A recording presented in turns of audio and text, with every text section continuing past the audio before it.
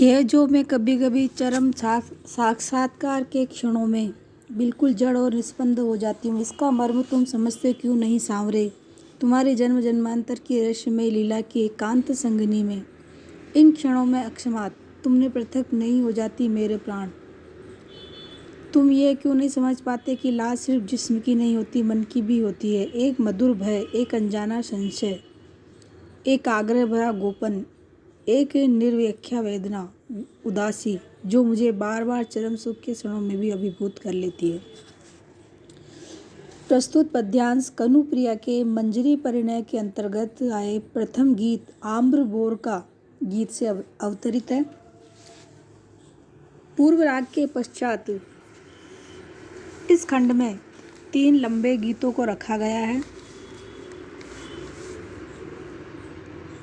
आम्रबोर का गीत में राधा चरम साक्षात्कार के क्षणों में अपने अज्ञात भय, संशय, उदासी और गोपन आदि मनोभावों को अभिव्यक्त करती है। चरम साक्षात्कार के क्षणों में कृष्ण की प्रिया राधा एकदम जड़ और निस्पंदन हो जाती है।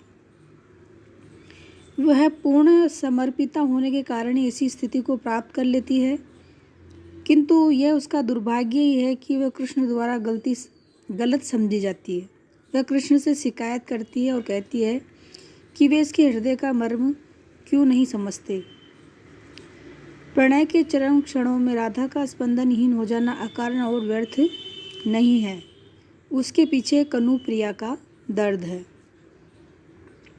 वह पीड़ा है जो उसे निशा दिवस सालती रहती है। यहाँ राधा चरम साक्षात्कार के क्षणों में अपने अज्ञात भय, उदासी और गोपन आदि भावनाओं की अभिव्यंजना करती हुई कह रही है। राधा कहती है कि चरम मिलने के क्षणों में मेरा जड़ निस्पंदन और निश्चेष्ट हो जाना साभिप्राय है। इस रहस्य से तुम परिचित हो, फिर भी उससे अनजान क्यों बने हुए हो। मेरे सांवरे, मैं तो तुम्हारी जन्म जन्मांतर की लीला संगनी हूँ। मैं तुम्हारी रहस्यमयी क्रीड़ा की एकांत संगनी हूँ। मैंने सदैव ही तुम्हारी अनुगता होकर तुम्हारा साथ दिया है, अर्थात तुम्हारे चरणों का अनुसरण करने वाली अनुगता। मैं तुम्हारे जगत और प्रणय भाव का साधन और साध्य रही हूँ। ऐसी स्थिति में तुम्हारा ये सोचना व्यर्थ है कि मैं चरम क्षणों में अर्थात संभोग के चरम क्षणों में जानबूझकर सायास, निश्चेत और जड़ हो जाती हूँ। राधा कहती है कि मेरे सांवरे प्रिय, तुम्हारी यह धारणा अकारण और बेमानी है। इस मिलन के चरम क्षणों में मैं जो तुम्हें ऐसी लगती हूँ निश्चेष्टा, इसका कारण यही है कि मन की विविध भावनाएं ही ऐसा मानस बना देती है। राधा कहती है कि हे प्रिय, तुम समझते क्यों नहीं हो कि लज्जा न केवल शरीर की होती है, वरन वह तो मन की भी होती है। चरम सुख के क्षणों में लज्जा मनोभाव मुझे आक्रांत कर लेता है और मैं लज्जा से गिरकर निश्चेष्ट और निस्पंद हो जाती हूँ। तन की लाज को तो एक झटके के साथ उतारा भी जा सकता है, किंतु मन की लाज उतारे नहीं उतरती। शारीरिक मिलन के क्षणों में लज्जा के साथ साथ मन में एक मधुरमय, एक अनजानी आशंका, एक स्पष्ट गोपन, एक मधु वेदना और अव्याख्यायी उदासी छा जाती है।